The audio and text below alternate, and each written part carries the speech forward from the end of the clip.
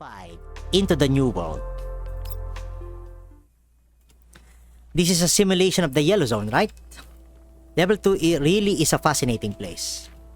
Hope you can keep up with that positive attitude of yours after your turn into Swiss cheese. Stop spooking her. Look, she's crashed again. The acceptance test will begin in 5 minutes. There won't be any delays to accommodate for someone's technical issues. Come on.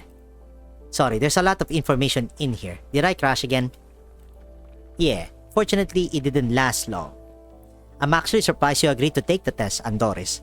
I thought you'd be intimidated by how hostile 416 acted back then. I mean, Miss 416 did not actually hurt me.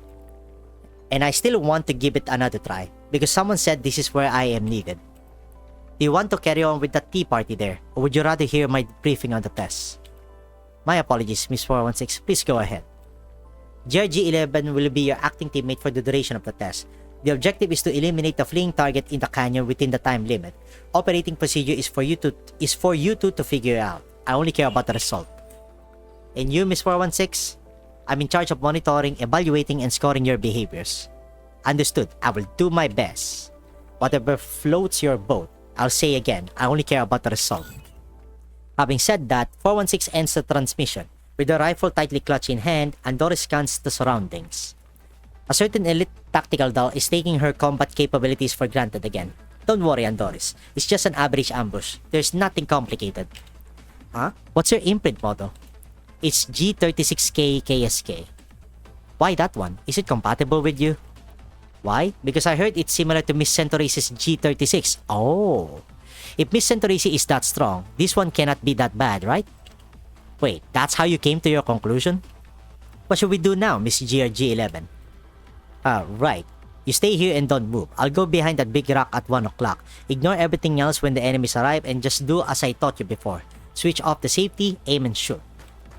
GRG-11 readies her gear and hurries towards the direction she mentioned. The simulated gale of level 2 blows past her flowing hair, grazing her cheeks with sand grains. But the battle-hardened GRG-11 pays no mind and soon takes her position. Staring at the direction the wind is blowing from, Andoris speaks into the communicator.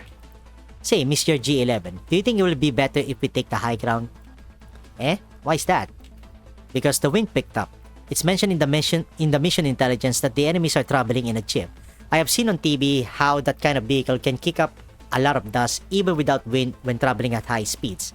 I think the high ground will give us a better view in this case. The roaring sound of an engine grows ever closer, quickly followed by a jeep and the trail of dust behind it suddenly coming into view. I cannot get up here in time. Reposition yourself and coordinate with me, Andoris. Roger. The appropriate position would be at... Andoris pauses for a moment, then quickly moves in the chosen direction. Soon, she finds a suitable firing position. I'm in position, Miss GRG-11.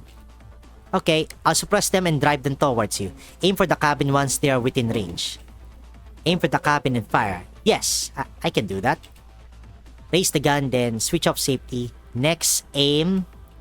Andoris peers through the gun sight, only to find the front sight post drifting about. Huh? My body isn't shaking, but why can't I aim properly? Is this the potential liability Mr. Deere mentioned regarding low compatibility? Initiating backup. Controls.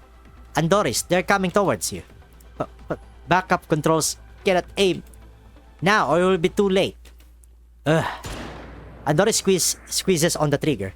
The bullet emerges from the muzzle like a shooting star, skimming over the jeep's roof and heading straight toward GRG-11, who is chasing after the vehicle.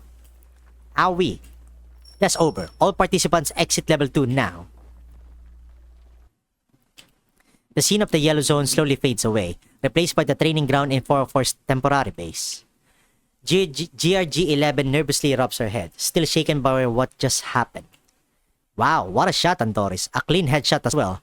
I guess it's surprisingly accurate from a certain perspective.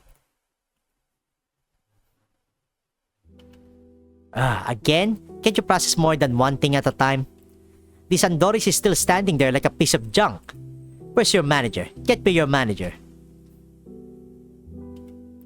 Andoris' lips twitch briefly before pressing into a tight line. A guilt-ridden, heartbroken expression emerges on her face. Give her a break, 416. It's her first time handling a proper firefight. It's only natural for her to be overwhelmed. Look, she knows she made a mistake. Sorry, She may have trouble adjusting. Do you have the same excuse? What? How many times have I told you to survey the battlefield carefully beforehand? Yet somehow you still manage to let a complete newbie teach you a lesson. Come on, I just wanted to get it done. I thought it would be a matter of picking off a few targets. You know, a piece of cake. Eh? And you, zoning out again, huh? You think causing a blue-on-blue accident is funny? I'm sorry, Miss 416. Ha, neither of you is making this easy. Head to the meeting room and reflect on your actions, then come back later. Come back later? Andoris frowns in perplexity. After carefully pondering the meaning of those words, she ultimately decides to ask directly. But are you not going to fire me? As Leb remarked, your in-field observation and intel gathering skills are indeed commendable. Being able to make that kind of judgment as a first-timer is not bad. But you did neglect the most pressing matter, your marksmanship. While completing the mission is important, success shouldn't come at the expense of your teammates, especially if it is pointless. That is the bottom line. Andoris remains silent, simply clutches her gun tightly in hand. Crash again? No, I did not crash. I just did not expect Miss 416 to do this. Willingly slow down and wait for me to catch up. Wait for you? Don't get your hopes up. I'm just temporarily cutting you some slack since I'd be foolish to expect you to catch up immediately. Do not fire blindly before you learn to aim. Got that? Yes, Miss 416. Not Miss 416. Call me leader from now on. Leaving those words behind, 416 immediately walks out of the training ground without looking back. G11 steps over and pats Andoris on the arm. Don't be alarmed, Andoris. 416 might appear intimidating, but she's saying that means you have earned her approval. Congratulations! No, I'm not nervous. I'm really happy. I think I'm starting to grasp what Miss Leba meant now, Miss G11. Leba? What did she say? She said, I'm trying to find a place where I'm truly needed. Not sure what that means either, but I'm super happy to have you join 404. We're teammates from now on. You two planning to stay here overnight or what? Quit standing around and come. Let's chat about it later. We should really hurry over. Otherwise, we're toast if she gets angry. Yeah, okay. Andoris takes her first step forward stiffly, followed by another and is then pulled along by G11, trotting toward 416, waiting by the meeting room. There are those willing to help her and those willing to wait for her, so even if she starts a little slowly, it's okay. Regardless of the pace or how far each step advances, ultimately 404 moves forward together.